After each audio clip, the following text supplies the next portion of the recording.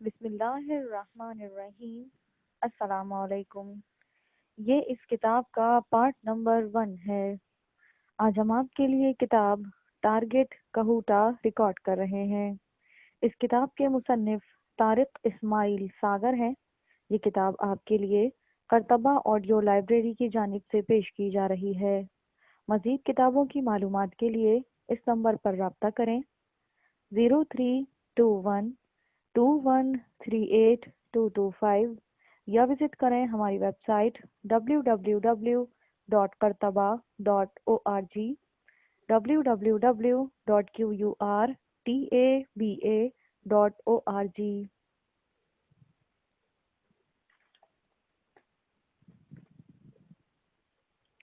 پیش لفظ۔ میرے لیے اپنی کسی کتاب کا پیش لفظ لکھنا بسا اوقات کتاب لکھنے سے زیادہ مشکل ہو جاتا ہے۔ کسی بھی ادیب کے لیے اپنے قاری سے براہ راست مخاطب ہونا بڑا اعصاب شکن مرحلہ ہوتا ہے، خصوصاً ان حالات میں جب قارئین نے اس سے بہت سی توقعات بھی وابستہ کر رکھی ہوں۔ بھٹکا ہوا راہی کے بعد میں نے آپریشن کہوٹا میں بھی پاکستان کے خلاف دشمنوں کی ریشہ دوانیوں کو اپنا موضوع بنایا ہے۔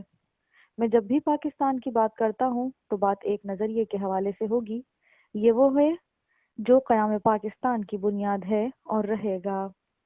میرا ایمان ہے کہ جب بھی کوئی مسلمان ملک یا کوئی چھوٹا ملک اپنی غیرت ملی کے حوالے سے اپنی شناخت دنیا کے سامنے پیش کرنے کی کوشش کرے گا، بھیڑوں کے چھتے میں ہاتھ ڈالے گا۔ دنیا کے کونے کونے میں موجود انسان دشمن، اسلام دشمن طاقتیں اکٹھی ہو کر اس کی سالمیت پر حملہ آور ہوں گی۔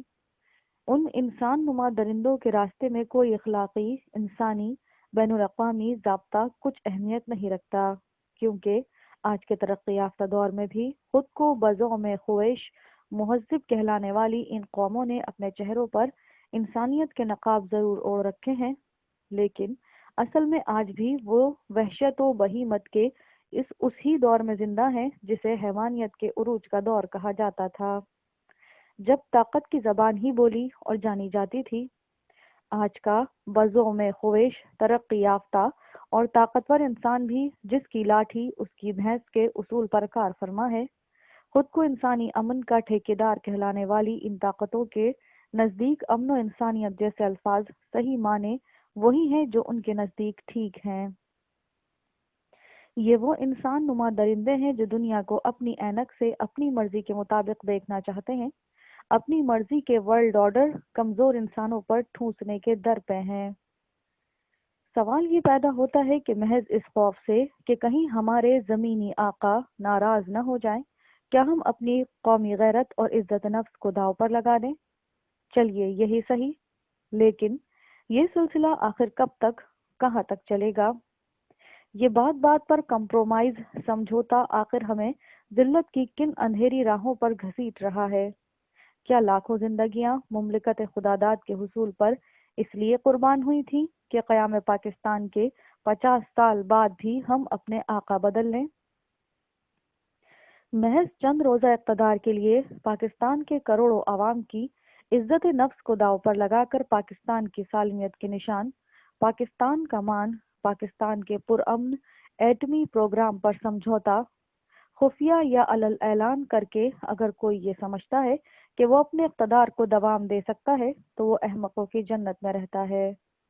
حویث اقتدار کے اندھے یہ سوداگر نہیں جانتے کہ وہ کسی بھی سپر پاور کی حمایت چند دنوں یا چند ماہ سے زیادہ حاصل نہیں کر سکتے، کیونکہ سپر پاورز کی ترجیحات بدلتی رہتی ہیں۔ انسانی خون کی ایسی لت ان کے منہ کو لگ جاتی ہے کہ پھر ان کی پیاس بڑھتی چلی جاتی ہے، تقاضے بڑھتے چلے جاتے ہیں، بالآخر یہ اپنے غلاموں کے جسد ملی کو کھوکھلا کر کے اپنی راہ لیتے ہیں۔ میں ایک پاکستانی کی حیثیت سے سمجھتا ہوں کہ کہوٹا کی ترقی میں ہماری بقا کا راز مضمر ہے۔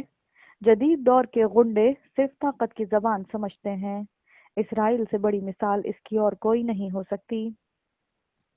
آج کی مہذب دنیا کی اخلاقیات، ترجیحات وہ ہرگز نہیں جو کمزور، بے بس اور کسی بھی دھمکی پر جھک جانے والوں کی ہے۔ کہوٹا پاکستان کا مان ہے، पाकिस्तान की आबरू है। जान लें वो सब जो इस पर समझौता करना चाहते हैं कि ये ख्वाब कभी शर्मिंदा ताबीर नहीं होगा। अभी इस कौम में इतनी गैरत बाकी है कि वो अपनी आबरू का दिफा कर सके। कहूटा पाकिस्तान के दुश्मनों के सीने पर मूंग दलता रहेगा।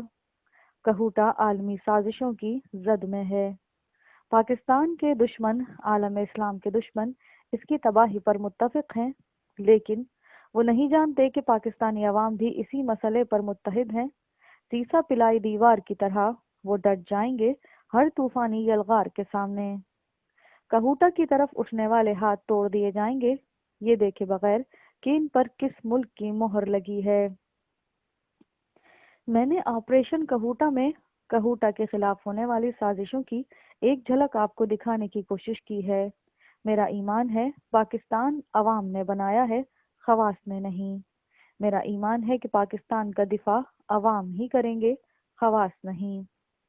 मेरी ये किताब इदारा सेवंथ स्काई पब्लिकेशन से शाया हो रही है, जिसके बाद उम्मीद है कि आपकी वो शिकायत जो आप मेरी किताबों के लिए इस्तेमाल होने वाले कागज, जुज़बंदी और प्रूफ रीडिंग से मुताल्लिक किया करते हैं, जिस तरह ये कारी की ख्वाहिश होती है कि किताब मानवी ही नहीं सोरी तौर पर भी खूबसूरत दिखाई दे। मुसन्निफ भी यही चाहता है कि उसकी तख्लीक जब पैकर में ढले तो इतनी ही खूबसूरत दिखाई दे जैसा कि उसने सोचा और लिखा। हमारे यहाँ बदकिस्मती से हुकूमत की हमेशा से ये कोशिश रही है कि कारी और किताब का रिश्ता खत्म हो जाए। इसके लिए बेहतरीन हथियार कागज की गिरानी है, जिसे हर हुकूमत ने कुल्हाड़े की तरह इस्तेमाल किया है। दुनिया के जाहिल तरीन मुआशरों में भी किताब के लिए इस्तेमाल होने वाले कागज पर हुकूमतें रियायत देती हैं। हमारे यहाँ उल्टी गंगा बहती है और जमाने भर के टैक्स कागज पर थोप कर उसे इतना महंगा और नायाब कर दिया जाता है कि खुदा की पनाह।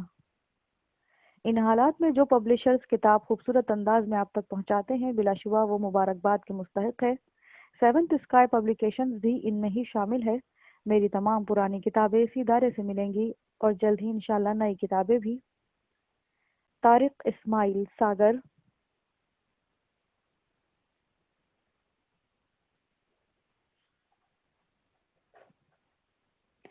दरिंदे। JF कैनेडी एयरपोर्ट के यूं तो सारे ही टर्मिनल बहुत मसरूफ रहते थे, लेकिन अमेरिकन यूनाइटेड एयरलाइन से मुंसलिक ब्रिटिश एयरवेज के इस टर्मिनल पर मामूल से ज्यादा ही रश रहता था। इसकी सबसे बड़ी वजह यह थी, इस टर्मिनल को आने वाला अकेला रास्ता। पिट्सबर्ग से वो अमेरिकन एयरलाइन के जिस परवाज के जरिए न्यूयॉर्क के JF कैनेडी एयरपोर्ट तक पहुंचा था, वो लेट जरूर थी, लेकिन इतनी ज्यादा भी नहीं कि उसे अपने मंसूबे के मुताबिक काम करने से रोक सकती। पिट्सबर्ग से लंदन तक का टिकट उसने दो अलग अलग एयरलाइन से बुक करवाया था, लेकिन ऐन वक्त पर जो उसे इल्म हुआ कि नॉर्थ वेस्ट एयरलाइन ने अपनी वो फ्लाइट किसी फनी खराबी की वजह से कैंसिल कर दी है, जिसके जरिए उसने न्यूयॉर्क पहुंचना था, तो उसके दिल की धड़कन बेकाबू होने लगी।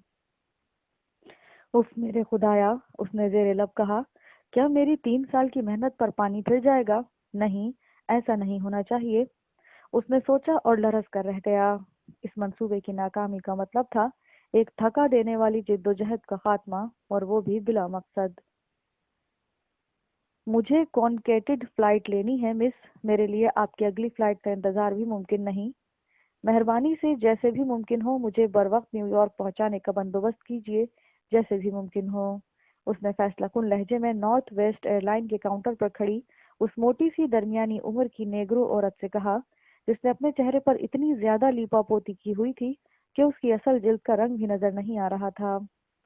आम हालात में शायद वो ऐसा लहजे में किसी को बात करने की इजाजत भी ना देती, लेकिन आजकल मुलाजमत, और ऐसी अच्छी मुलाजमत एक मर्तबा हाथ से निकल जाती तो फिर मुश्किल ही से हाथ आती है।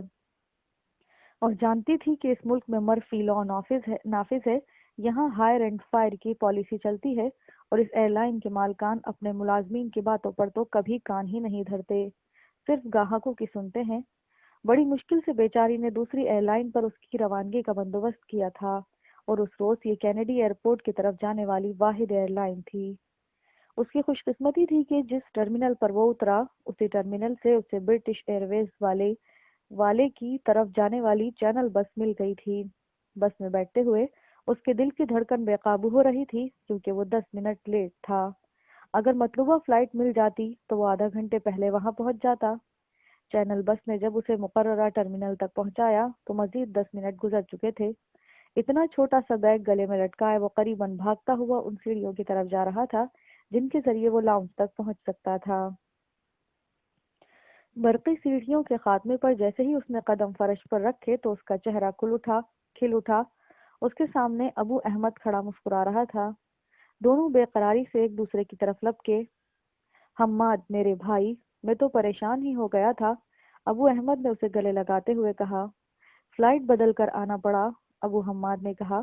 دونوں نے بغل گیر ہوتے ہوئے اس احتیاط کو ملحوظ خاطر رکھا تھا کہ جیسے بھی ممکن ہو وہ سامنے کونے میں نصب کیمرے کی رینج میں نہ آ جائیں۔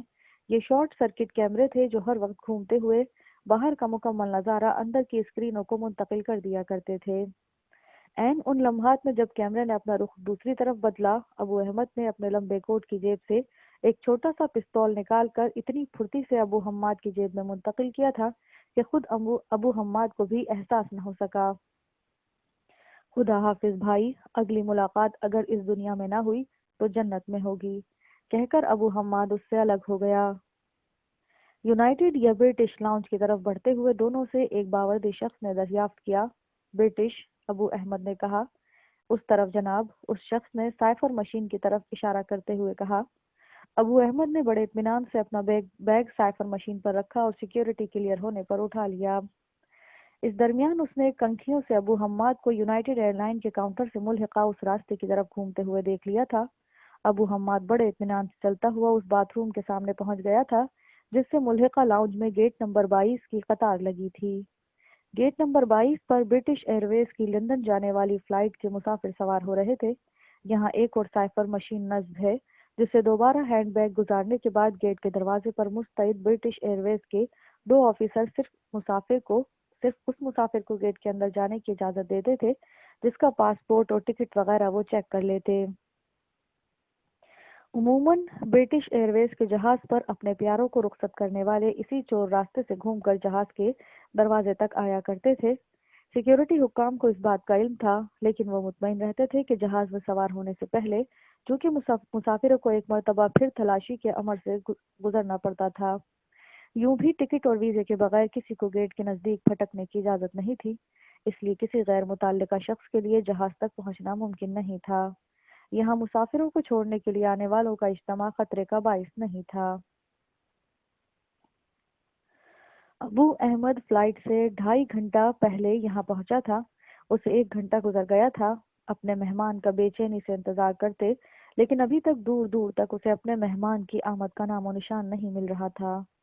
سائفر مشین سے گزرنے کے بعد اس نے سامنے برٹش ایئر ویز کے کاؤنٹر کی طرف رخ کرنے کے بجائے لاؤنج میں بچھی ہوئی کرسی پر بیٹھنے کو ترجیح دی تھی۔ اس نے وقت گزاری کے لیے ایک بیگ سے کچھ کاغذات نکال کر انہیں پڑھنا اور ان پر نشانات لگانے شروع کر دیے تھے۔ یوں لگتا تھا جیسے وہ کوئی مصروف کاروباری شخص ہے جو اس وقت بھی کوئی کاروباری الجھن سلجھا رہا ہے۔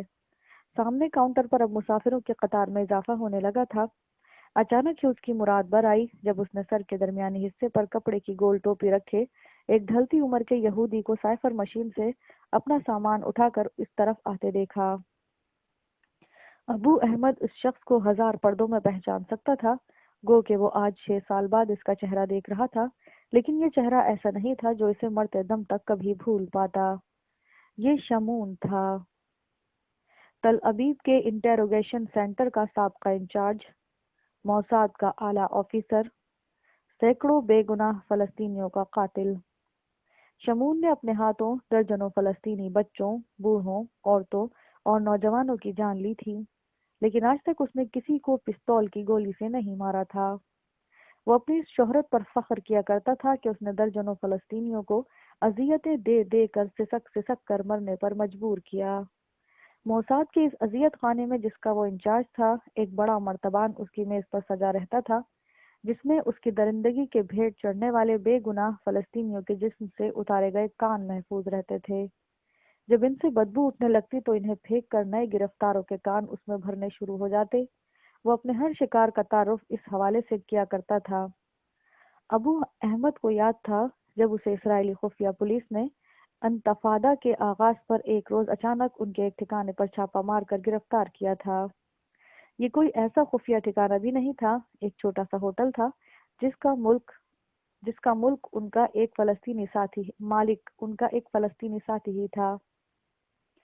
لیکن اس بات کا علم تو انہیں بعد میں ہوا کہ ان کا وہ ساتھی دراصل اسرائیلی خفیہ پولیس کا ٹاؤٹ تھا، اور ایک روز جب بیروت سے سرحد عبور کر کے آنے والے ایک فلسطینی مجاہد کو، جو انتفاضہ تحریک کی کمان سنبھالنے کے لیے مرکزی کمان کی طرف سے اسرائیل میں داخل ہوا تھا، وہ اس ہوٹل میں اپنی میٹنگ میں لائے تو اچانک ہی اسرائیلی فوج نے ہوٹل کو گھیرے میں لے لیا۔ شاید اسرائیلی کمانڈوز بہت پہلے سے منصوبہ بندی کرنے کے بعد یہاں چھپ گئے تھے، اور ان کے اندر داخل ہوتے ہی وہ حرکت میں آ گئے۔ مقابلہ کرنے کو ان کے پاس تھا ہی کیا، صرف ایک پستول، وہ بھی بیروت سے آنے والے مجاہد ساتھی کے پاس۔ گرفتاری تو یقینی ہے برادر، لیکن ہم آپ کو ضرور بچا سکتے ہیں، ابو احمد نے بیروت سے آنے والے ساتھی سے کہا، جب اسرائیلی فوج کے کمانڈوز انہیں ہاتھ کھڑے کر کے باہر آنے کی وارننگ دے رہے تھے۔ یہ بزدلی ہوگی ابو احمد، میں تمہارے ساتھ ہی گرفتار ہوں گا یا ہم سب فرار ہوں گے؟ نہیں برادر، خدا کے لیے وقت کی حکمت کو سمجھو، اگر ہم سب پکڑے گئے تو تحریک ختم ہو جائے گی، ہماری جانوں سے زیادہ اہمیت اس وقت تحریک کو زندہ رکھنے کی ہے۔ یوں بھی ابھی تک اگلی پلاننگ کا علم تمہارے علاوہ اور کسی کو نہیں، ادھر آؤ اس طرف۔ اس نے قریباً ہاتھ کھینچتے ہوئے اسے ہوٹل کے پچھلے دروازے کی طرف کھینچا۔ اس دروازے کا راستہ مقبوضہ بیت المقدس کی اس گنجان آباد گلی میں کھلتا تھا، جس کے ہر مکان پر کسی بھی فلسطینی مجاہد کے لیے محفوظ پناہ گاہ موجود تھی۔ ابو احمد کا دل گواہی دے رہا تھا کہ اگر ان کا کمانڈر کسی بھی طرح اس راستے سے نکل گیا تو انشاءاللہ غاصبوں کی دسترس سے محفوظ ہو جائے گا۔ ایک منٹ ٹھہرو، میں نے بھی ہوٹل کا حساب بے باک کرنا ہے۔ کمانڈر نے اچانک ہی پستول نکال کر چھوٹے سے ہال کمرے میں لگے کاؤنٹر کے پیچھے کھڑے اس منہنی سے عرب کو للکار کر رک جانے کا حکم دیا، جو کاؤنٹر کی آڑ لے کر شاید کسی عقبی دروازے سے بھاگ جانے کی کوشش کر رہا تھا۔ اپنے دین، اپنے وطن اور لوگوں سے بغاوت اور دشمن کا ایجنٹ بن جانے کے جرم میں تمہیں سزائے موت کا حکم دیتا ہوں، جس پر ابھی اور اسی وقت عمل ہوگا۔ کمانڈر کے منہ سے نکلے الفاظ نے اس کے چہرے کا رنگ زرد کر دیا تھا۔ ابو احمد، تم اس نے مدد کے لیے ابو احمد کو پکارا۔ چپ کرو غدار، کاش ہمیں کچھ مہلت مل جاتی اور ہم تمہارے جسم کی ایک ایک بوٹی نوچ کر اسے صحرائی گدھوں کی خوراک بنا سکتے، کاش تمہیں اذیت ناک موت دی جا سکتی۔ ابو احمد نے دانت پیستے ہوئے کہا، دیکھو تم لوگ بچ نہیں سکو گے، اگر تم نے مجھے مار دیا تو وہ تم سب کو۔ ابھی اس کی بات نامکمل ہی تھی جب کمانڈر کی پستول نے یکے بعد دیگرے دو شعلے اگلے اور غدار اپنے ناپاک وجود کے ساتھ کاؤنٹر پر اوندھا گر پڑا۔ اچانک ہی ایک خیال ابو احمد کے دوسرے ساتھی ہمدان کو سوجا تھا۔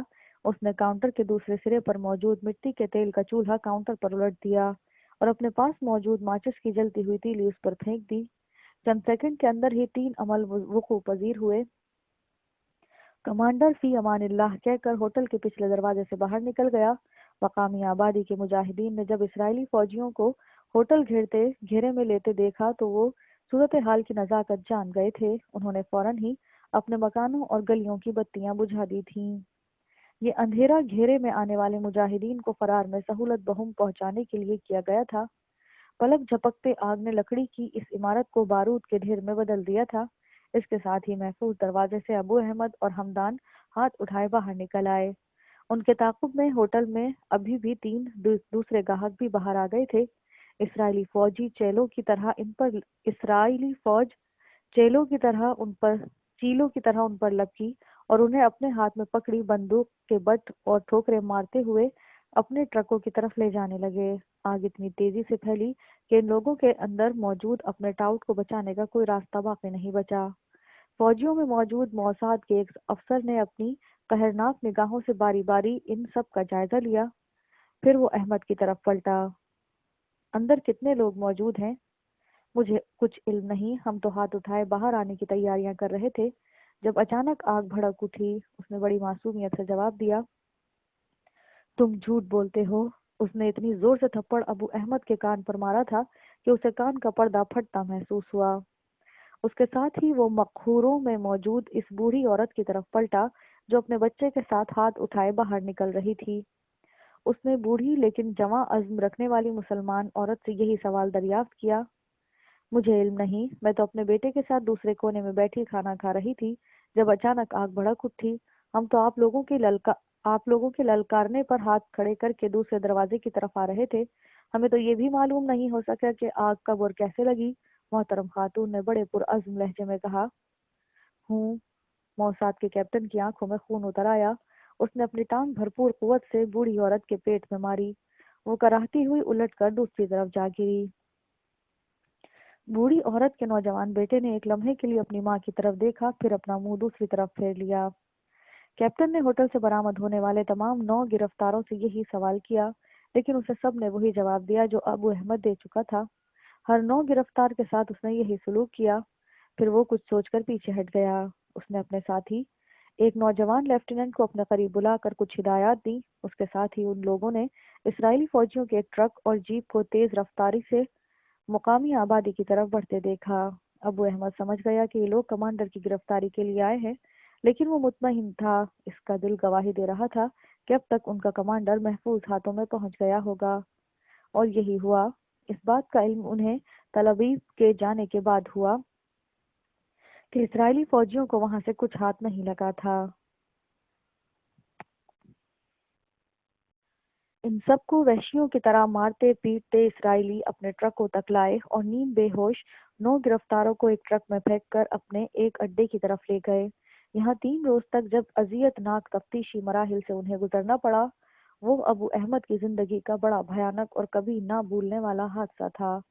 3 دن تک جب ان دونوں کو مار مار کر ادھموا کر دیا گیا تھا، تو چوتھے روز ابو احمد اور ہمدان کو ان کے درد سے ٹوٹتے اور زخموں سے چور بدن کے ساتھ ایک فوجی جہاز میں راتوں رات تل ابیب پہنچا دیا گیا۔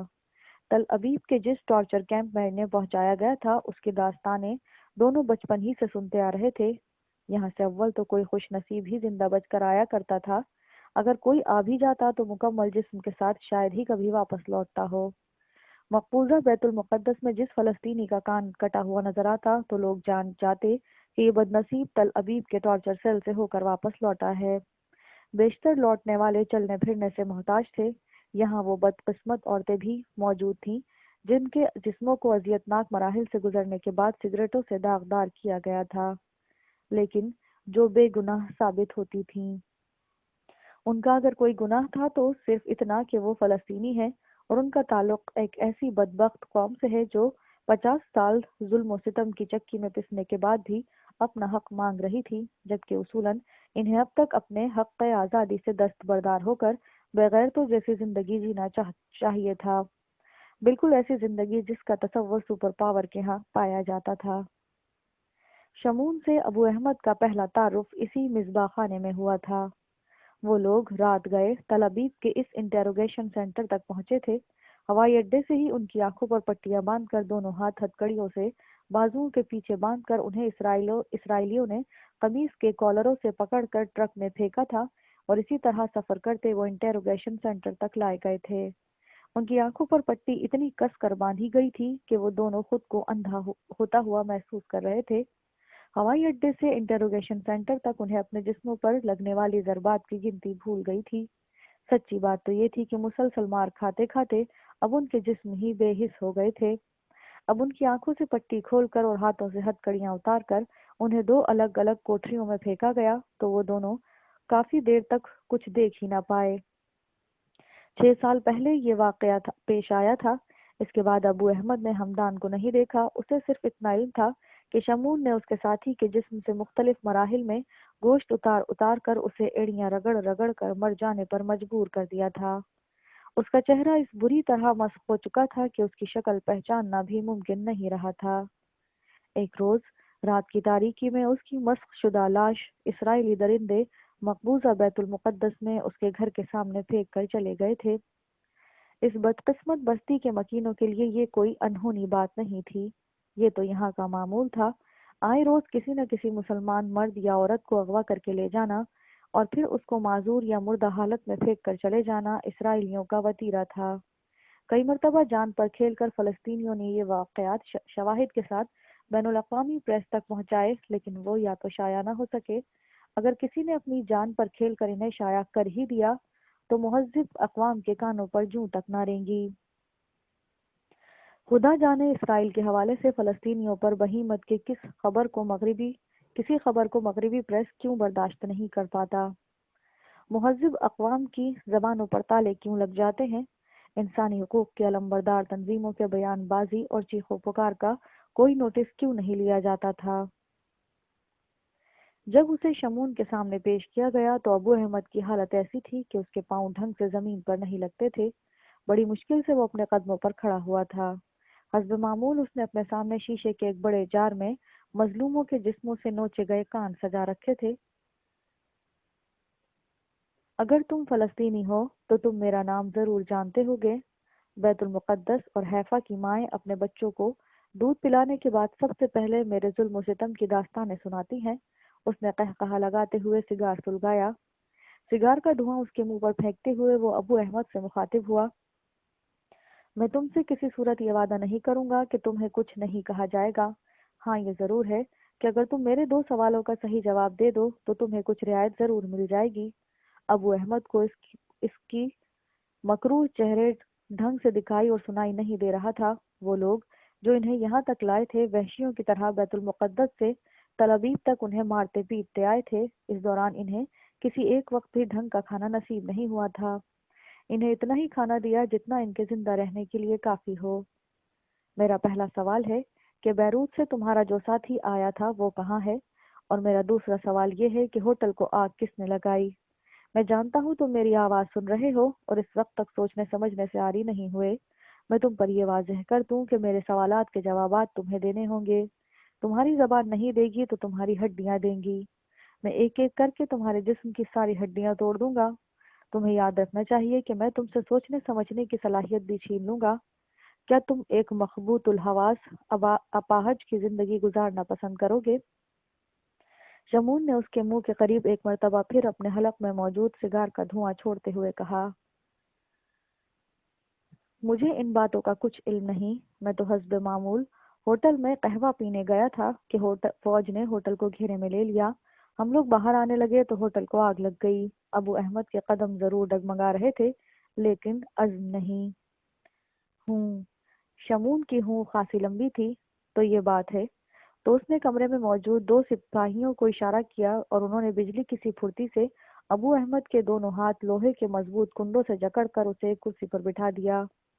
اس کرسی نے آج تک نہ جانے کتنے بے گناہوں کا خون چوسا تھا۔ اس کے دونوں ہاتھ اور دونوں پاؤں اس طرح جکڑے ہوئے تھے کہ اس کا جسم حرکت کرنے کے قابل بھی نہیں تھا۔ کیوں نہ میں پہلے تمہارے جسم کا امتحان لوں؟ اتنا کہتے ہوئے وہ گھوم کر ابو احمد کی پشت پر پہنچا اور جلتا ہوا سگار اس کے دونوں کندھوں کے درمیان لگا دیا۔ ابو احمد کی قمیض کیا مدافعت کرتی، آگ اس کے گوشت کو جلانے لگی تھی۔ وہ شدت قلب سے چلاتے ہوئے شمون کو گالیاں دے رہا تھا لیکن جواب میں شمون کے قہقہے کمرے کے در و دیوار کو ہلا رہے تھے۔ ان قہقہوں میں اس کے دونوں جلاد سپاہی بھی اس کا ساتھ دے رہے تھے اور یوں لگتا تھا جیسے یہ ان لوگوں کا دل پسند مشغلہ رہا ہو۔ جیسے جیسے ابو احمد کی چیخیں بلند ہو رہی تھیں ان کے ساتھ ان کے قہقہے بھی بلند ہو رہے تھے۔ وہ بچوں کی طرح ناچتے ہوئے اس کی چیخوں پر بے پناہ مسرت کا اظہار کر رہے تھے۔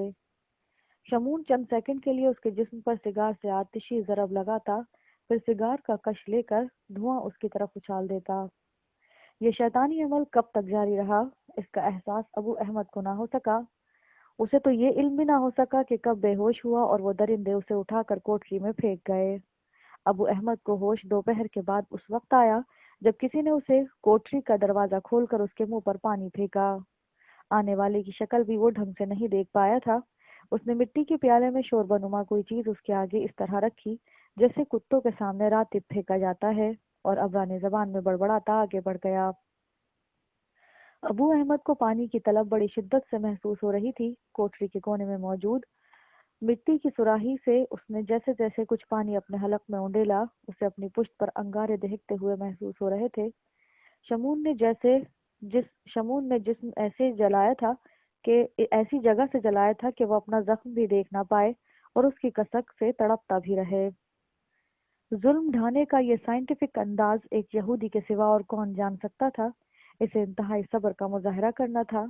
یہی اسے سکھایا اور سمجھایا گیا تھا۔ اسے بتایا گیا تھا کہ ظلم کی یہ رات بہت طویل ہے اور اس کا سویرا ابھی بہت دور۔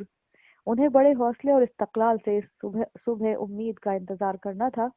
इस सुबह उम्मीद की राह में वो अपनी जानों के नजराने देते चले आ रहे थे। जाने इनके जिस्मों को दमे पैदाइश ही जबर सहने की आदत पड़ जाती थी।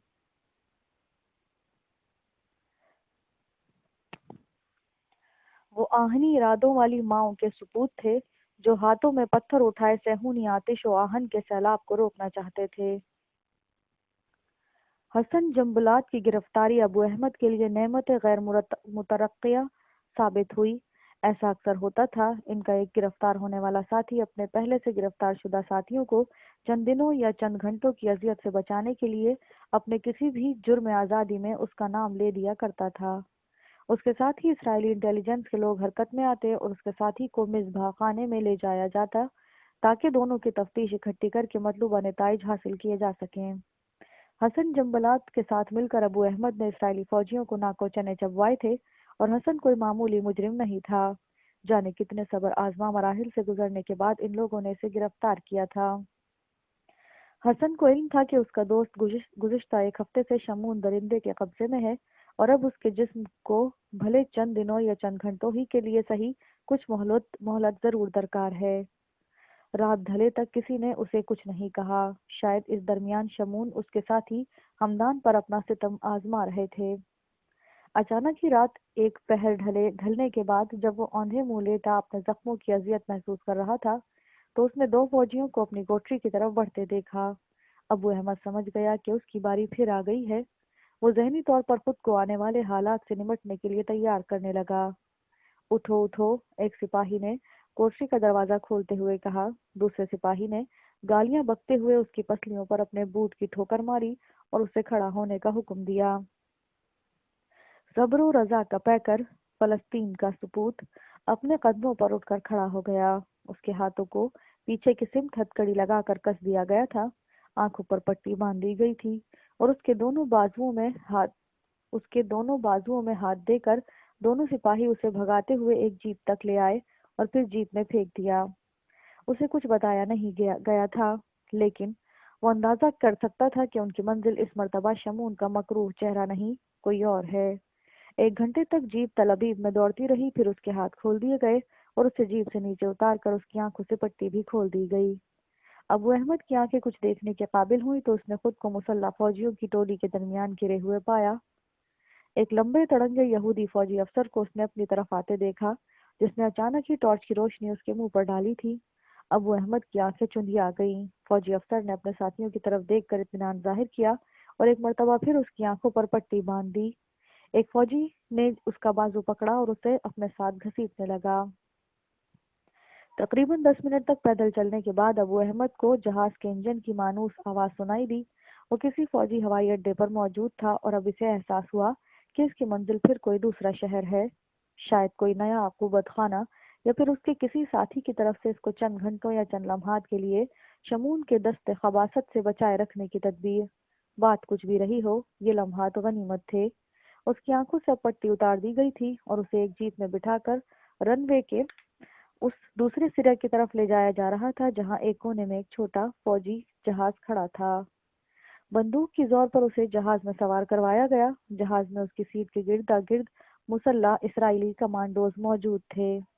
शायद वो यरूशलेम जा रहे थे। अबू अहमद ने जो सोचा वो ही सच था। उनकी मंजिल यरूशलेम थी। अभी तक किसी सिपाही ने उससे बात नहीं की थी, किसी ने उसे मुखातिब नहीं किया था। वो लोग अरबी की बजाय अपनी जबान अबरानी में बातचीत कर रहे थे। कभी कभी उनमें से कोई अंग्रेजी फिकरा भी बोल देता। आपस में खुशगप्पियां करते उन्होंने अपने पास पहले से मौजूद शराब की बोतलें खोल ली थी और गिलासों का भी तकल्लुफ नहीं किया था। उसकी सीट बेल्ट बांधने के बाद अबू अहमद को सिर्फ ये हिदायत की गई थी कि उसने सीट बेल्ट को हाथ नहीं लगाना और फिर और अपनी नजरें भी सामने रखनी है। उसकी सीट वाली खिड़की बंद थी। अगर खुली भी होती तो रात के अंधेरे में वो बाहर क्या देख पाता। वक्त का एहसास कहीं खो गया था। उसके जिस्म में अभी तक शमून की सुलगाई हुई बरकी लहरें दौड़ रही थी। भूख और प्यास से वो बेहाल हुआ जाता था, लेकिन उसकी कौमी गैरत ने इन मूजियों से कुछ मांगना गवारा न किया और चुपका होकर बैठा रहा। जाने कितनी देर तक उसका सफर जारी रहा। जब जहाज ने मशरकी यरूशलेम के इस छोटे से आरजी फौजी हवाई अड्डे पर लैंड किया تو رات بہت گہری ہونے لگی تھی۔ صحرا کی وہ رات ستاروں کے بغیر زمین پر اتری تھی۔ شاید بادلوں نے اس کے لیے ابر رحمت بننا تھا، شاید قدرت کو اس کے صبر پر رحم آ گیا تھا۔ جہاز سے اتارنے کے بعد اس کی آنکھوں پر دوبارہ پٹی باندھ دی گئی اور اسے جیپ میں بٹھا کر وہ لوگ اپنی اگلی منزل کی طرف روانہ ہو گئے۔ اس مرتبہ اس کے ہاتھوں کو باندھا نہیں گیا تھا، البتہ انہیں اپنے گھٹنوں پر رکھ کر بیٹھنے کا حکم ملا تھا۔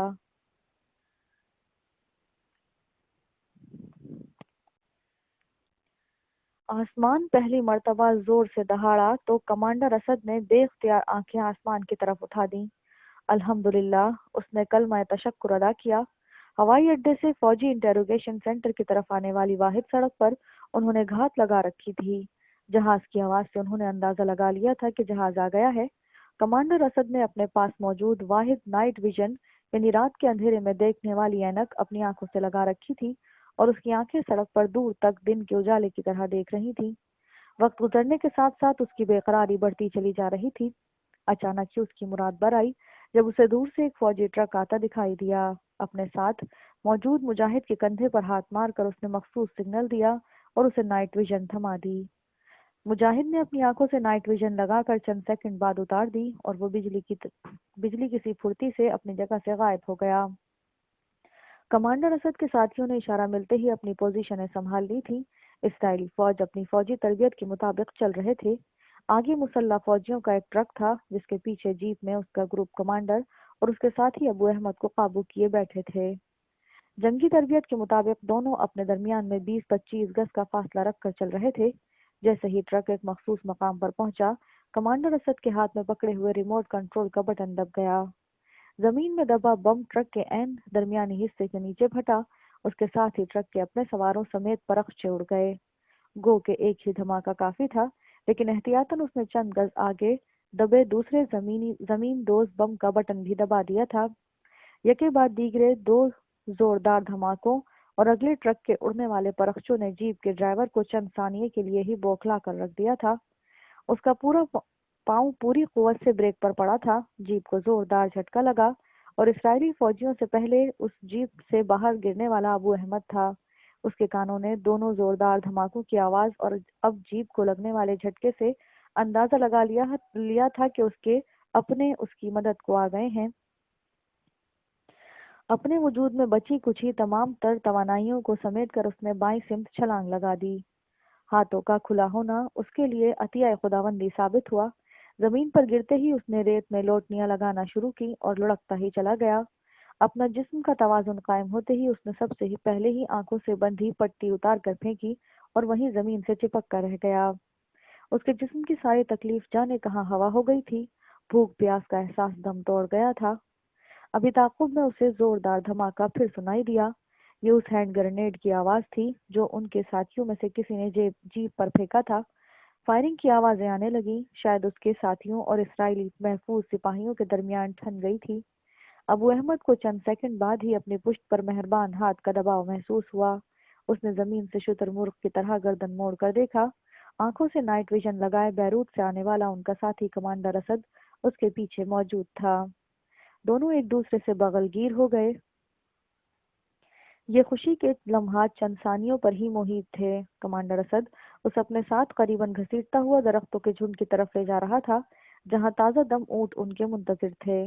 یہاں پہنچنے کے بعد اس نے سب سے پہلے پانی کی چھاگل ابو احمد کی طرف بڑھائی، جس نے بڑے صبر سے گھونٹ گھونٹ پانی حلق سے اتارا، پھر جو کی روٹی میں لپٹا گوشت کا ٹکڑا اس کے ہاتھ میں تھما دیا۔ ابھی انہوں نے اپنے سفر کا آغاز ہی کیا تھا جب اچانک ابر رحمت جوش میں آ گیا۔ ان کے باقی ساتھی الگ الگ ہو کر اپنی منزل کو چلے تھے۔ اب دونوں نے اکٹھے محفوظ مقام تک جانا تھا جہاں جانے کے لیے کتنے ہاتھ آسمان کی طرف اٹھے ان کی سلامتی کے لیے دعا گو تھے۔ یہ ان کی خوش قسمتی کی انتہا تھی کہ بارش شروع ہو گئی، ورنہ شاید انہیں 15-20 منٹ کی یہ مہلت بھی میسر نہ آتی اور اپنی طاقتور سرچ لائٹوں کے ساتھ اسرائیلی فوجی ہیلی کاپٹر ان کے شکار کو نکل آتے۔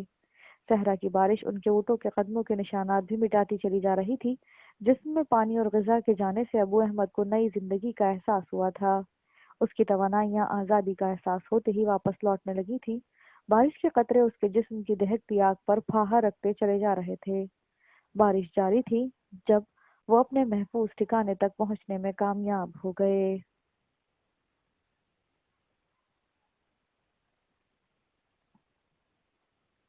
انتقام۔ دریائے اردن کو کسی محفوظ مقام سے انہوں نے اسی رات میں عبور کر لیا تھا۔ 15-20 روز تک ان کے جسم کے زخموں کا علاج ہوتا رہا۔ اس کے جسمانی زخم آہستہ آہستہ مندمل ہوتے گئے، لیکن روحانی گھاؤ بڑھتے چلے جا رہے تھے۔ اسی کیمپ میں اسے علم ہوا کہ شمون نے اس کے فرار کا انتقام اس کے ساتھی ہمدان سے لیا تھا، اور اس کی لاش جب حیفا میں اس کے گھر کے باہر پھینکی گئی تو اس کے بدن کی تقریباً ساری ہڈیاں ٹوٹی ہوئی تھیں۔ اس کا چہرہ جلا کر مسخ کر دیا گیا تھا، لیکن اتنا نہیں کہ اس کی شناخت نہ ہو پاتی۔ حسن کو اسرائیلی فوجیوں نے اسی طرح اذیتیں دے دے کر مار ڈالا تھا۔ وہ لوگ جاننا چاہتے تھے کہ اس نے تل ابیب سے ابو احمد کی اطلاع اپنے ساتھیوں تک کس طرح پہنچائی تھی۔ حسن کے زخم جس میں گولیاں اتار کر وہ لوگ اسے بھی ایک روز فلسطینیوں کی ایک بستی کے باہر پھینک کر چلے گئے تھے۔ ابو احمد کے دل میں شمون کے لیے پہلے سے موجود نفرت دو چند ہو گئی تھی۔ اس نے اپنی زندگی کا مقصد بنا لیا تھا شمون کو موت کی گہری نیند سلانا۔ وہ تل ابیب واپس جا کر ہزاروں بے گناہ فلسطینیوں کا انتقام اس موذی کو مار کر لینا چاہتا تھا، لیکن یہاں سب کچھ اس کی مرضی پر منحصر نہیں تھا۔ وہ ایک تنظیم سے بندھا تھا، ایک نظم کا پابند تھا، اور اس کی تنظیم کی طرف سے پہلی ترجیح اس کی تعلیم کو دی جا رہی تھی۔ ان لوگوں کو تربیت یافتہ انجینئرز اور ڈاکٹروں کی ضرورت تھی، اور ابو احمد میں ایک شاندار انجینئر بننے کے تمام جوہر موجود تھے۔ ایک روز اسے فلسطینیوں کی اس بستی سے لندن کے اسکول آف انجینئرنگ میں منتقل ہونا پڑا، جہاں اس نے انجینئرنگ کی اعلیٰ ڈگری کے ساتھ ساتھ یہاں کی شہریت بھی حاصل کر لی تھی۔ اس درمیان وہ تحریک آزادی سے جڑا رہا، پھر اسے مزید اعلیٰ تعلیم کے لیے امریکہ جانا پڑا، جہاں اس کی ملاقات ابو حماد سے کروائی گئی، جو یہاں میڈیکل کی اعلیٰ تعلیم حاصل کر رہا تھا۔ یہ اس کی زندگی کا خوشگوار ترین لمحہ تھا جب اسے بتایا گیا کہ انہوں نے نیو یارک کے ہوائی اڈے پر موساد کے قصائی اور فلسطینیوں کے قاتل شمون کو موت کی گہری نیند سلا کر اپنے دل و دماغ پر سالوں سے بڑا بوجھ اتارنا ہے۔ شمون کی خدمات موساد نے اسرائیلی وزارت خارجہ کو سونپ دی تھی۔ وہ آج کل امریکہ میں موجود اسرائیلی سفارت خانے میں اہم خدمات سر انجام دے رہا تھا۔ ان خدمات کی نوعیت سے سی آئی اے اور ایف بی آئی سے زیادہ خود فلسطینی آگاہ تھے۔ وہ جانتے تھے کہ بظاہر تخریب کاروں کی گرفتاری میں مدد دینے کے پروگرام کی آڑ میں شمون دراصل امریکہ میں موجود فلسطینی طالب علموں کے خلاف جعلی ثبوت اکٹھے کر کے امریکی حکام کو گمراہ کرنے کے مشن پر آیا ہے۔ اس کی امریکہ میں آمد کے بعد سے فلسطینیوں کی حمایت میں رسوا ہونے والے دو غیر ملکی دانشور اب تک اپنی زندگی سے ہاتھ دھو بیٹھے تھے۔ اٹلی کے ایک اسکالر کو جو اپنی یہودی دشمنی کے لیے مشہور تھے، ایک روز لاس اینجلس میں ایک تیز رفتار کار نے عین اس وقت اپنے ٹائروں تلے کچل ڈالا جب وہ معمول کے مطابق گھر سے سیر کرنے قریبی پارک کی طرف جا رہے تھے۔ حیرت کی بات تو یہ تھی کہ پولیس کو اس قتل کا کوئی بھی عینی شاہد نہ مل سکا۔ انہیں علم ہی نہ ہو سکا تھا کہ کار کس سمت سے آئی اور پروفیسر کو مار کر کس طرف نکل گئی۔ صرف ان کی لاش کے پوسٹ مارٹم سے اندازہ ہوا کہ انہیں کار کے ٹائروں تلے کچل کر مارا گیا ہے۔ پولیس نے اسے اتفاقی حادثہ قرار دیا تھا اور مارنے والے مغرور کار سوار کی تلاش میں ناکامی کا اعتراف کر لیا تھا۔ دوسری موت جرمنی کے ایک سفارتکار کی تھی، جس کے متعلق موساد کو شک تھا کہ وہ فلسطینی تحریک آزادی کا معاون ہے، اور جرمنی میں اس کی مدد سے فلسطینیوں نے دوستوں کا ایک گروپ جمع کر لیا ہے۔ اس سفارتکار کو جس پراسرار طریقے سے موت کی گہری نیند سلایا گیا تھا، وہ طریقہ صرف موساد ہی اپنا سکتی تھی۔ ایک اور جرمن سفارتکار نیو یارک کے ڈاؤن ٹاؤن کسی کام کے لیے گئے تھے۔ جب وہ 43 ایونیو میں واقع ایک بلڈنگ کی لفٹ سے باہر نکلے تو چند قدم آگے چلنے کے بعد ہی گر پڑے۔ انہیں ہسپتال لے جایا گیا تو معلوم ہوا کہ دل کے دورے سے ان کی موت واقع ہو گئی ہے۔ فلسطینی جانتے تھے کہ ایسا گھناؤنا ہتھیار صرف موساد ہی اپناتی ہے۔ موساد کی کسی ایجنٹ نے سفارتکار کے جسم میں نامحسوس طریقے سے وہ سرنج لفٹ میں لگا دی ہوگی جس میں موجود زہر ایک لمحے کے اندر جسم میں سرایت کر جاتا تھا، اور محض 2 یا 3 منٹ بعد اس شخص کی موت واقع ہو جاتی تھی۔ کمال کی بات تو یہ تھی کہ اس زہر کی شکار کی پوسٹ مارٹم رپورٹ یہی بتایا کرتی تھی کہ اس کی موت دل کا دورہ پڑنے سے واقع ہوئی ہے۔ دنیا بھر میں موجود زہریلے مادوں کا اتنا گھناؤنا استعمال موساد کا خاصہ تھا۔ موساد میں موجود دہشت گردی کا مخصوص سیل انسانی ہلاکت کے نت نئے طریقے جاننے کے لیے مسلسل تجربات کرتا رہتا تھا۔ ان طریقوں میں یہ احتیاط ملحوظ خاطر رکھی جاتی تھی کہ مرنے والی کی موت بالکل طبیعی لگے۔ 5 فلسطینی نوجوانوں کو اب تک شمون جعلی ثبوتوں کے ساتھ امریکی جیل خانوں میں پہنچا چکا تھا، اور اسرائیل کے بعد اب امریکہ میں فلسطینیوں اور ان کے حمایتیوں کے لیے دہشت کی علامت بنتا جا رہا تھا۔ امریکی انٹیلیجنس حکام اب اسے اپنے ملک کے لا اینڈ آرڈر میں مداخلت جاننے لگے تھے، خصوصاً جرمن سفارتکار کی موت کے بعد۔ جب سفارتی محاذ پر امریکہ اور جرمن کے درمیان سرد جنگ کا آغاز ہوا تو پینٹاگون کو اس معاملے کے لیے سیریس ہونا پڑا۔ امریکہ اور اسرائیل کے درمیان یہ معاہدہ کسی سطح پر موجود ہے کہ وہ ایک دوسرے کے سفارتکار کو نون گریٹا پرسن NGP قرار دیں، یعنی قرار دیے بغیر اندر خانے ہی معاملات طے کر لیا کرتے تھے۔ ایسا ہی ہوا۔ ایک روز اسرائیلی وزیر خارجہ کو امریکی سیکریٹری آف اسٹیٹ کی یہ درخواست موصول ہوئی کہ واشنگٹن میں موجود اپنے تھرڈ سیکریٹری شمون کی خدمات فی الوقت کسی اور ملک کو منتقل کر دی جائیں، کیونکہ جرمن کا دباؤ امریکہ پر مسلسل بڑھ رہا ہے اور اس بات کا خطرہ ہے کہ کہیں یہ معاملہ پریس میں نہ چلا جائے۔ اسرائیلی وزارت خارجہ نے پہلے تو حزب روایت اس بات پر زبردست ناراضگی کا اظہار کیا کہ شمون کو واپس اسرائیل بلانے کے بجائے اس کا تبادلہ لندن میں اپنے سفارت خانے میں کر دیا۔ اپنے دوستوں کی مدد سے فلسطینیوں کی انٹیلیجنس نے شمون کی مصروفیات پر مکمل نظر رکھی ہوئی تھی۔ وہ لوگ شمون کو امریکہ میں کیے گئے اس کے جرائم کی سزا امریکہ ہی میں دینا چاہتے تھے۔ انہوں نے بڑی احتیاط سے منصوبہ تیار کیا تھا، اور اب ابو احمد بھی برٹش ایئر ویز کی اس پرواز کے ذریعے سفر کر رہا تھا جس میں شمون کو لندن جانا تھا۔ شمون چپ چاپ اپنا بیگ تھامے فرسٹ کلاس لائن میں کھڑا ہو گیا۔ اسے احساس ہی نہ ہو سکا کہ ابو احمد اس کے پیچھے کھڑا ہے۔ یوں بھی وہ ابو احمد کو اب شاید کبھی پہچان نہ پاتا، کیونکہ اس نے اپنا نام اور حلیہ تبدیل کر لیا تھا اور وہ برطانوی شہریت کے ساتھ لندن میں زندگی گزار رہا تھا۔ اس کی طرف ایک نظر دیکھنے یا اس سے گفتگو کرنے کے بعد بھی کوئی اندازہ نہیں لگا سکتا تھا کہ وہ عربی نوجوان ہے۔ ابو احمد نے اپنی بات چیت، چال ڈھال سب کچھ مغربی سانچے میں ڈھال لیا تھا۔ ایک اس کا دل تھا جو ابھی تک فلسطینی تھا، یا پھر اس کا ایمان جو سلامت تھا۔ اس عزم کے ساتھ ایک روز اس طویل اور تھکا دینے والی جنگ کا خاتمہ ہوگا اور وہ اپنے ہم وطنوں کے ساتھ اپنی آزاد سرزمین پر سانس لے سکے گا۔ ابو حماد نے صرف ایک نظر اس طرف ڈالی تھی، وہ دوبارہ واپس آیا، اور جب اس نے ابو احمد کو شمون کے پیچھے قطار میں لگتے دیکھا تو چپ چاپ اپنی اسی جگہ واپس چلا گیا جہاں سے وہ شمون کو نشانہ بنا سکتا تھا۔ اپنے کام کے خاتمے پر اس نے فرار کے سارے راستے دل ہی دل میں دہرائے، اور اب وہ ابو احمد اور شمون کی آمد کا منتظر تھا۔ ابو احمد اور شمون نے قریباً ایک ساتھ ہی سیٹ نمبر لیا تھا۔ اپنے بورڈنگ کارڈز ہاتھوں میں پکڑے پہلے شمون اور پھر ابو احمد لائن سے باہر نکلے۔ فرسٹ کلاس مسافروں کی حیثیت سے ان کے ساتھ ابھی سے خصوصی سلوک شروع ہو گیا تھا، اور ایک مؤدب خاتون نے ان سے فرسٹ کلاس ویٹنگ روم میں شراب نوشی کی درخواست کی تھی۔ شمون نے زبردستی مسکرانے کی کوشش کرتے ہوئے فرسٹ کلاس ویٹنگ روم کا رخ کیا تھا، جبکہ ابو احمد نے کسی دوست کی آمد کے پیش نظر وہیں ٹھہرنے کو ترجیح دی تھی۔ جناب والا، کسی بھی خدمت کے لیے ہچکچاہٹ محسوس نہ کیجیے، کہہ کر وہی خاتون شمون کے ساتھ آگے بڑھ گئی۔ اس درمیان بمشکل ایک دفعہ شمون کی نظریں اس سے ٹکرائیں۔ تھوڑی ہی دیر بعد جہاز میں چیک ان کا اعلان ہو گیا اور اس نے شمون کو فرسٹ کلاس وزٹنگ روم سے باہر نکلتے دیکھا۔ اس کا دل ایک مرتبہ پھر زور سے دھڑکا اور وہ شمون کا غیر محسوس انداز میں تعقب کرنے لگا، اور پھر کچھ سوچتے ہوئے وہ اس سے آگے نکل گیا۔ اگلی سائفر مشین پر وہ شمون سے پہلے کلیئر ہوا تھا، اور اب بظاہر ڈپارچر لاؤنج میں سجی دکانوں کو دیکھ رہا تھا۔ جب شمون کلیئر ہو کر آ گیا تو وہ اس سے چپک گیا۔ اب شمون کو اس نے اپنی ہمراہی میں موت کے منہ میں لے جانا تھا۔ حماد کی نظریں برٹش ایئر ویز کے مسافروں پر جمی ہوئی تھیں، جو گیٹ نمبر 22 کے سامنے رک کر وہاں کاؤنٹر پر موجود شخص کو اپنا پاسپورٹ اور بورڈنگ کارڈ دکھاتے اور آگے بڑھ کر جہاز کی طرف جانے والی سرنگ میں داخل ہو جاتے تھے۔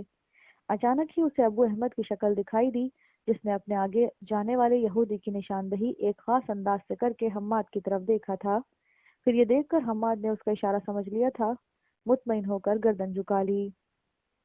حماد نے ڈھلتی عمر لیکن وحشتناک چہرے والے یہودی شمون کو، جس نے اپنے سر پر گول ٹوپی جما رکھی تھی، دیکھ لیا تھا۔ اس کی آنکھوں میں خون اتر آیا تھا، اس کی رگوں میں بجلیاں کوننے لگی تھیں، اس کا ہاتھ بے اختیار اپنے لمبے کوٹ کی جیب میں رینگ گیا تھا۔ یہ وہی شخص تھا جس نے اسے یتیم کیا تھا۔ شمون نے اس کے باپ کو تل ابیب میں اذیتیں دے کر موت کے گھاٹ اتارا تھا، اس کی ماں کو ساری زندگی کے لیے سسکنے کے اوپر مجبور کر دیا تھا۔ اس نے شمون کا چہرہ کبھی نہیں دیکھا تھا، لیکن اس کے دل میں اس شخص کے خلاف نفرت بھی اس کے ساتھ ساتھ پل کر جوان ہوئی تھی، اور اس نے بہت چھوٹی عمر میں اپنے باپ کی لاش پر قسم کھائی تھی کہ وہ شمون کو موقع ملنے پر کتے کی موت مار ڈالے گا۔ آج جب حالات نے اسے اپنا عہد وفا کرنے کی مہلت دی تھی، تو اسے رہ رہ کر اس بات کا افسوس ہو رہا تھا کہ وہ شمون کو ایسی موت کیوں نہیں دے سکتا جو اس کے تصورات میں آج تک پلتی رہی تھی۔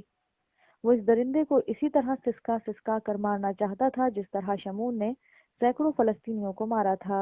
وہ اپنے ہاتھوں سے اس کے وجود کا انگ انگ توڑ کر اسے مرنے کے لیے تل ابیب کی گلیوں میں پھینکنے کی آرزو رکھتا تھا، لیکن یہ اس کی مجبوری تھی یا پھر شمون کی خوش قسمتی کہ وہ ایسی اذیتناک موت سے محفوظ رہتا۔ ابو احمد نے شمون کے پیچھے اس طرح پوزیشن لے لی تھی کہ اگر وہ بھاگنے کی کوشش بھی کرے تو بھاگ نہ پائے۔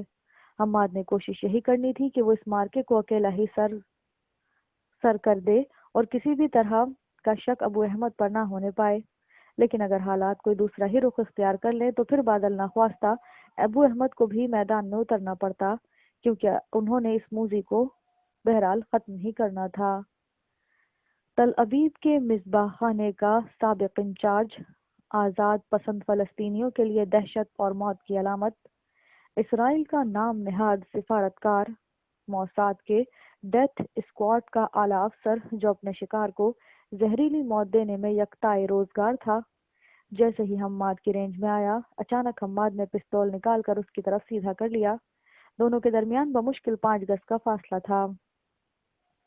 بزدل یہودی نے موت کو سامنے دیکھ کر اپنے دائیں طرف کھڑے مسافر بچوں کی آڑ میں خود کو محفوظ کرنے کے لیے اچانک اپنا رخ بدل لیا تھا۔ اپنی دانست میں شمون نے بڑی پھرتی کا مظاہرہ کیا تھا، لیکن موت اسے مہلت دینے کو تیار نہیں تھی۔ زہر میں بجھی 2 گولیاں ایک دوسرے سے بمشکل 2 انچ کے فاصلے سے اس کے پہلو میں اتر گئی۔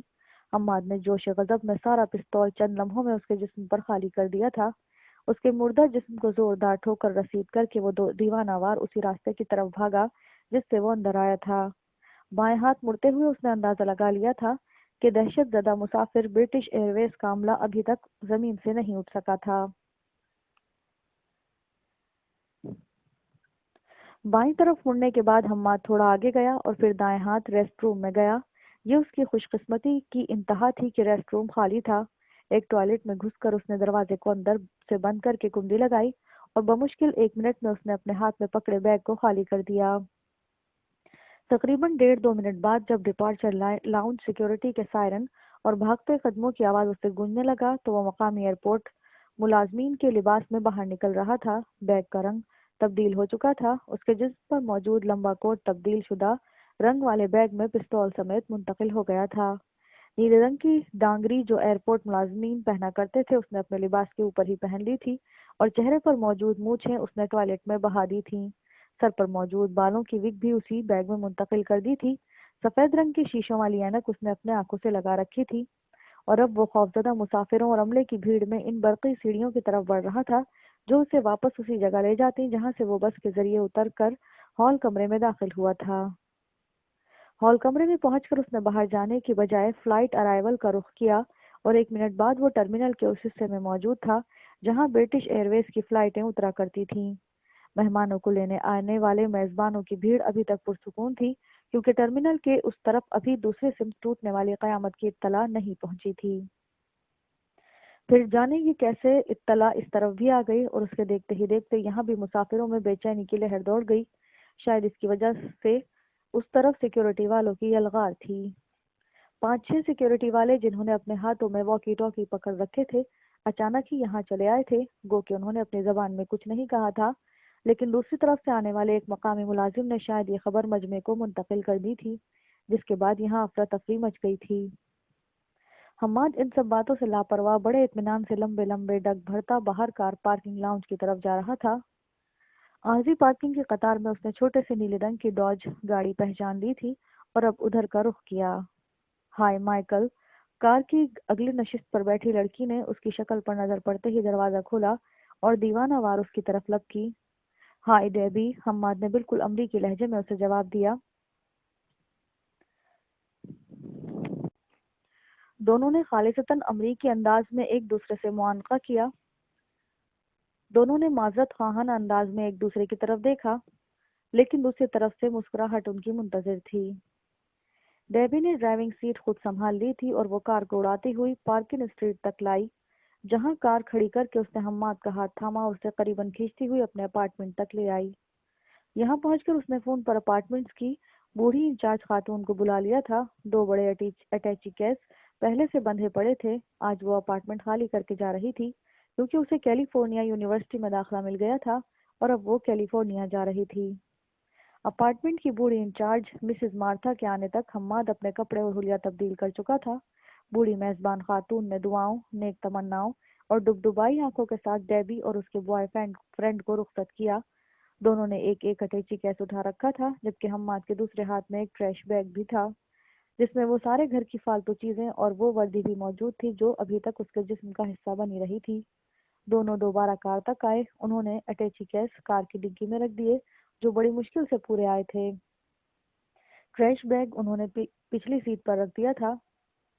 اپنے اپارٹمنٹ سے قریباً 5 میل کے فاصلے پر ٹریش بیگ ایک بڑے ڈسٹ بن میں پھینک کر وہ لوگارڈیا ایئرپورٹ کی طرف چل دیے۔ ویلٹا ایئر لائن کے ٹرمینل کے ساتھ رک کر انہوں نے سامان اتارا۔ اس درمیان حماد ایک ریڈی ڈالر مشین میں ڈال کر نکال چکا تھا۔ دونوں اٹیچی کیس اور ہینڈ بیگ انہوں نے ٹرالی پر رکھ لیے تھے۔ ڈیبی دوبارہ کار میں آ کر بیٹھ گئی۔ حماد وہیں کھڑا رہا جبکہ اس کے ساتھی ایئرپورٹ ہی کے دوسری پارکنگ لاؤنج کی طرف روانہ ہو گئی۔ یہاں پہنچ کر اس نے رینٹ کار والے حصے میں گاڑی پارک کی۔ چند منٹ بعد وہ کار مالکان کو کار کا کرایہ ادا کر کے انتہائی مطمئن کرنے کے بعد پارکنگ چینل سروس کی بس کے ذریعے ڈیلٹا ایئر لائن کے ٹرمینل کی طرف جا رہی تھی۔ اس کے وہاں پہنچنے تک حماد نے دونوں اٹیچی کیس چیک ان کروا دیے تھے۔ دونوں بورڈنگ کارڈ ہاتھ میں پکڑے وہ ڈیبی کا منتظر تھا۔ ایک مرتبہ پھر انہوں نے امریکی انداز میں ایک دوسرے کا استقبال کیا اور وہاں تک چلے گئے جہاں سے انہوں نے جہاز میں سوار ہونا تھا۔ 15-20 منٹ بعد ڈیلٹا ایئر لائن کی ایک بوئنگ پرواز میں وہ کیلیفورنیا کے شہر سیکرامینٹو کی طرف محو پرواز تھے۔ ڈیلاس پر انہوں نے جہاز تبدیل کر لیا تھا اور جب 8 گھنٹے کی طویل سفر کے بعد وہ سیکرامینٹو پہنچے تو یہاں صبح طلوع ہو رہی تھی۔ جہاز حسب روایت بر وقت ایئرپورٹ پر پہنچا تھا۔ دونوں ایک دوسرے کے ہاتھوں میں ہاتھ ڈالے اس ہال کمرے میں آئے تھے جہاں جہاز کے بقیہ مسافر اپنا اپنا سامان وصول کر رہے تھے۔ ہال کمرے پر طائرانہ نظریں دوڑانے کے بعد حماد اور ڈیبی اس خالی فارم کے بینچ پر جا بیٹھے جس کے بالکل سامنے باہر جانے کے دروازے کھلتے تھے۔ ان کے دائیں ہاتھ مختلف ایئر لائنوں کے ٹکٹ کاؤنٹر موجود تھے۔ قریباً ہر کاؤنٹر اس وقت مصروف نظر آ رہا تھا۔ دونوں کبھی کبھی کنکھیوں سے انہی کاؤنٹر کی طرف دیکھ لیتے تھے، شاید انہیں کسی کا انتظار تھا۔ اچانک ہی ڈیبی نے حماد کے کاندھے پر ہاتھ کا دباؤ بڑھا دیا۔ انہوں نے امریکن ایئر لائن والے کاؤنٹر سے ایک مسافر کو اپنی طرف آتے دیکھا۔ حماد کے چہرے پر اطمینان کی لہر دوڑ گئی۔ آنے والے نے اپنے سر پر یہودیوں کے انداز میں ہیٹ سجا رکھا تھا۔ اس کی گھنی داڑھی اور لمبا کوٹ اس کے یہودی ہونے کی چغلی کھا رہے تھے۔ یہ حسن تھا، حسن طلال، ان کا مقامی ساتھی۔ حماد نے حسن طلال کے بنائے منصوبے کے مطابق ہی عمل کیا تھا اور وہ کامیاب واپس لوٹا تھا۔ الحمدللہ، مبارکباد۔ حسن نے ان کے نزدیک پہنچ کر بے تکلفی سے سلام کرنے کے بعد بالکل یہودیوں کے سے انداز میں بغلگیر ہو کر اس کے کان میں سرگوشی کی۔ اس نے ڈیبی کی طرف دیکھ کر بطور خاص اس کا شکریہ ادا کیا۔ ڈیبی نے جواب میں صرف کندھے اچکانے پر اکتفا کیا۔ اس کے تنے ہوئے اعصاب ڈھیلے پڑ گئے تھے اور اب وہ شکل سے کھلنڈری طالبہ دکھائی دے رہی تھی۔ حسن ان کے درمیان بیٹھ گیا تھا۔ اس نے وہاں بیٹھے بیٹھے بڑے نامحسوس انداز میں اپنے چھوٹے سے بیگ سے ایک لفافہ نکال کر حماد کی طرف بڑھا دیا تھا۔ حماد جانتا تھا اس لفافے میں کیا ہے۔ ہمیں چلنا چاہیے، حسن نے سامنے دیوار سے لگی الیکٹرک واچ پر نظر ڈالتے ہوئے کہا۔ فی امان اللہ، حماد نے آہستہ سے سرگوشی کی۔ گڈ لک، ڈیبی نے اس سے گرمجوشی سے مضافہ کرتے ہوئے کہا۔ تھوڑی دیر کے بعد حسن اور ڈیبی سامنے والے ایگزٹ سے باہر جا رہے تھے، جبکہ حماد اپنی جگہ آرام سے بیٹھا رہا۔ حسن اپنے ساتھ جو چھوٹا سا سوٹ کیس لایا تھا وہ اس کے قدموں میں دھرا تھا، اسی طرح اس کا بیگ بھی بدل چکا تھا اور حسن اس کا بیگ لے جا کر اپنے بیگ کے ساتھ یہاں چھوڑ گیا تھا۔ دونوں کی روانگی سے چند منٹ بعد ہی اس نے لفافے میں موجود ڈالروں کے اوپر رکھی امریکن ایئر لائن کی ٹکٹ دیکھی۔ اس کی فلائٹ آدھ گھنٹے بعد اسی ایئرپورٹ سے روانہ ہونے والی تھی۔ اس مرتبہ اس کی منزل لاس اینجلس تھی۔ کچھ سوچتے ہوئے وہ اٹھ کر امریکی ایئر لائنز کے کاؤنٹر پر پہنچ گیا۔ اپنا اٹیچی کیس اس نے چیک ان کر دیا تھا اور بورڈنگ کارڈ لے کر انہی برقی سیڑھیوں کی طرف چل دیا جن کے ذریعے دونوں تھوڑی دیر پہلے یہاں نیچے آئے تھے۔ 7 گھنٹے کے مسلسل سفر نے اسے تھکا دیا تھا، لیکن کیا مجال جو اس کے چہرے سے تھکاوٹ کے آثار ظاہر ہوتے ہوں۔ پارٹ نمبر 1 یہاں مکمل ہوتا ہے۔